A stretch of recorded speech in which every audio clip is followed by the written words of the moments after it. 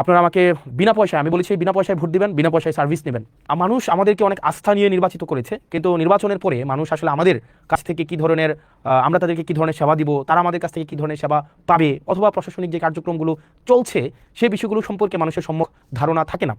সেজন্য আমরা চেষ্টা করছি, আমি আমার জায়গা থেকে কুমিল্লা 4 দেবিদ্বার এই আসনের হচ্ছে যে কার্যক্রমগুলো যেন আমাদের জায়গা থেকে যথাযথভাবে মানুষের দোরগোড়ায় পৌঁছে যায়, সেজন্য আমরা ডে 1 থেকে এবং আমাদের যতদিন পর্যন্ত মানুষ চাইবে ততদিন পর্যন্ত যেন আমরা স্বচ্ছতার মাধ্যমে, জবাবদিহিতার মাধ্যমে মানুষ যেই লক্ষ্য উদ্দেশ্যে আমাদেরকে নির্বাচিত করেছে তাদের প্রত্যাশা এবং প্রাপ্তির মধ্যে যেন একটা আনুপাতিক আমরা সম্মিলন ঘটাতে পারি।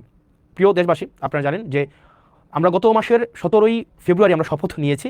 আজকে যখন আমি আপনাদের সামনে কথা বলছি, ইতিমধ্যেই 11ই মার্চ চলে এসেছে, অর্থাৎ আমাদের 1 মাসও হয়নি শপথ কার্যক্রমের। আজকে আমি দেবিদ্বারবাসীকে একটি বিষয় আশ্বস্ত করতে চাই, যেটা আমি নির্বাচনের আগে আশ্বস্ত করেছি।